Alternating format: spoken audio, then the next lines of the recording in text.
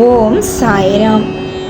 எனதருமை பிள்ளையே, நன்றாக பேசி பழகுபவர்கள் எல்லாம் உனக்கு நல்லதையே செய்வார்கள் என்று நம்பக்கூடாது. தேளின் கொடுக்கில் மட்டுமல்ல, சுவையான தேன் சேகரித்து கொடுக்கும் தேனியின் கொடுக்கிலும் விஷம்தான் இருக்கிறது. கோபமுள்ளவர்களிடம் கூட சிரித்து பேசிவிடலாம். ஆனால் நன்றாக பேசி சிரித்து பேசுபவர்களிடம் கொஞ்சம் தள்ளியே இருக்க வேண்டும். உறவாக வருபவர்களை எல்லாம் உயிராக நினைப்பது தவறு.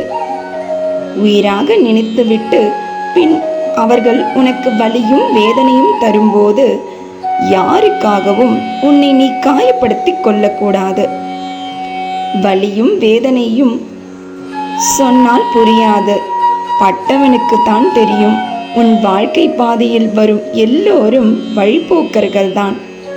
உன் வாழ்க்கை பயணத்தில் உன் துணை நீ மட்டுமே. அடிப்பட்டது பட்டபடியே தான் இருக்கிறது. ஆனால் மனம் லட்சியம் அடையும் வரை இனி அவர்களிடம் பேசக்கூடாது என்றால் கேட்குமா? அவர்கள் பேசுகிறார்கள் என்று அவர்களிடம் உண்மையாக நீயும் சிரித்து பேசுகிறாயே.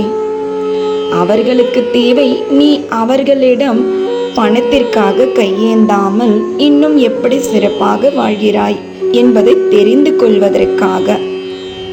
இதை பற்றி தெரியாமல் நீயும் சிரித்து பேசுகிறாய். போதும் பிள்ளையே, நீ அவர்களிடம் பட்ட அடி, அவமானம், போதிய வருமானம் இல்லாமல் யாரிடமும் எதையும் சொல்லாமல் நீ படும் பாடு எனக்கு மட்டும்தான் தெரியும். அவமானமும் அனுபவமும் தான் வாழ்க்கையில் மிக சிறந்த ஆசான்.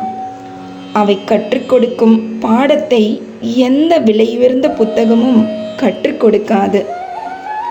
உனது கனவு விரைவில் பூர்த்தியாகும். உனது எண்ணங்கள் நிறைவேறும். உன்னை தேடி அதிர்ஷ்டம் வரும் நேரம் இது. கூட்டத்தில் நிற்பது எளிது, தனியாக நிற்பதுதான் கடினம். தனித்தன்மையுடன் தனித்து நில். என் அருள் உனக்கு பூரணமாக இருக்கு. நீ பயப்படும் சமயத்தில் என்னை நம்பிடு, என் நாமத்தை ஜபித்திடு. பயப்படாதே. இந்த வாரம் உன் தேவையை பூர்த்தி செய்ய கூடுதலான வருமானம் கிடைக்கும். வாய்ப்பை பயன்படுத்திக்கொள். புதிதான விஷயங்கள் எதையும் உன்னால் கற்றுக்கொள்ள முடியும் என்று ஆழமாக நம்பு. உன்னை நீயே நம்பும்போதுதான் அதிசயங்கள் நடக்கும்.